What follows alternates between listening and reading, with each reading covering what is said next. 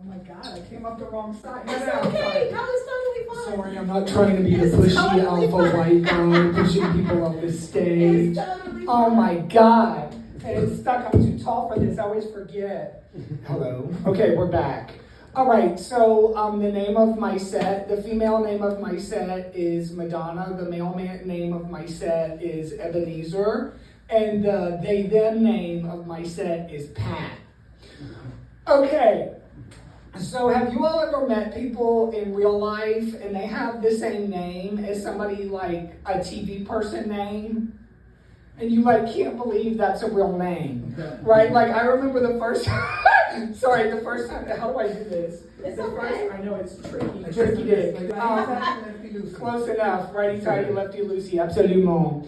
So yeah, so like, okay, so I remember when I was a little kid, right?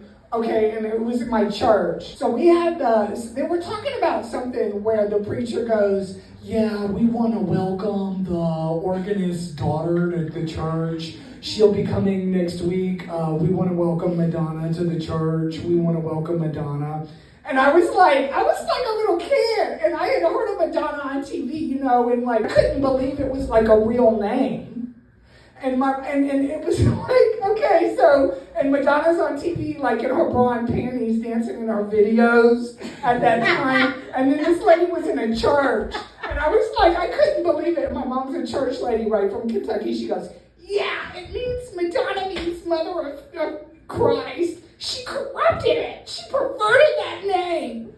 So I was like, okay. But there was another person that called when I worked at a day spa. That person's name was Madonna. And I was like, what did you say your name was? My name is Madonna, like the singer. Like the singer. I was like, okay, your name is Madonna. But there's like certain people like, oh. And then also when I was a teeny bopper, I met this chick who was like a 27-year-old. And her name was Roseanne. And I didn't know that was like a real name. And this is like when Roseanne, before the cancel culture. And so this girl, she was from like, y'all are kind of young, but like in our first Saturday Night Live, there was a character named Rosanna Dana, da-da-da-da-da. And so Gilda Radner did, I'm talking too loud. I'll do this in an intimate voice. So anyway, Gilda Radner did a Rosanna Dana character. So this girl was teased about that, and then she was teased about Roseanne. But like, I couldn't believe that was a real name. I met somebody named Sylvester, people named Tweety. Oh, you guys are not laughing, not paying attention because you're thinking of your own jokes. I know how it is. I'll go on my own adventure. So anyway, but like people like with names like this, I laughed in their face. Like Tweety, I met somebody, Sylvester, Tweety. Who were some other people with just, my friend, he's from the Middle East, and his dad owned a Middle Eastern restaurant. And the dad's name was Cher.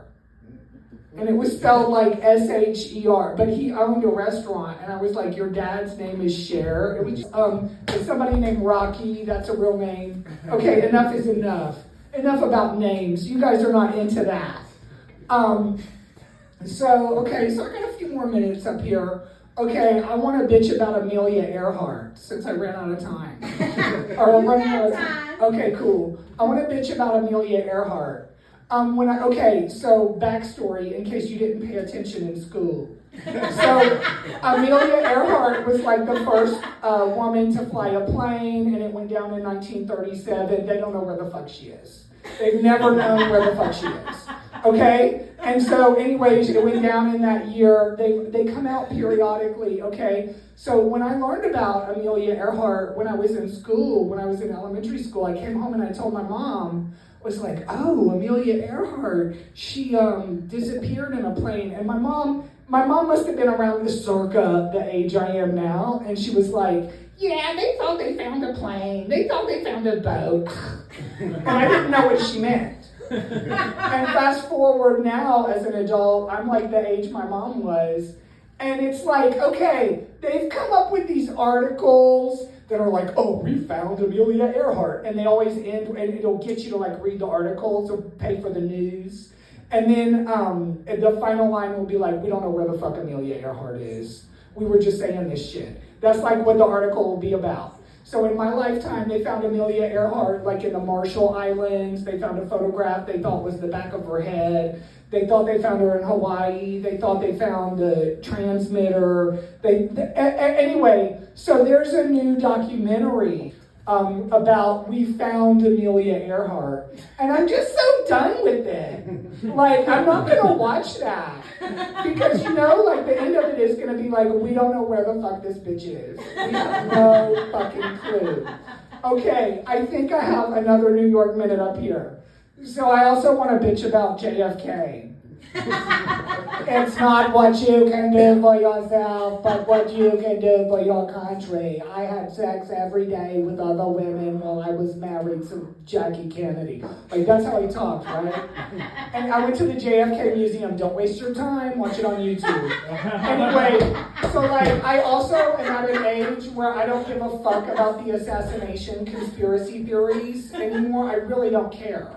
Like, it's either, like, from the time I was born in 1980, so until like that movie JFK came out in like 91, it was like, ooh, what could this conspiracy theory be? But now I'm a grown man. I know somebody fucked up on their job. They're not going to admit that, and that's what really happened, or it's just boring and it's not interesting anymore. So that's a story that they also rehash, just like Amelia Earhart. So that's my time. Like JFK and Amelia Earhart are doing a sex tape together. My name is Kevin J. Chaplin. Kevin J.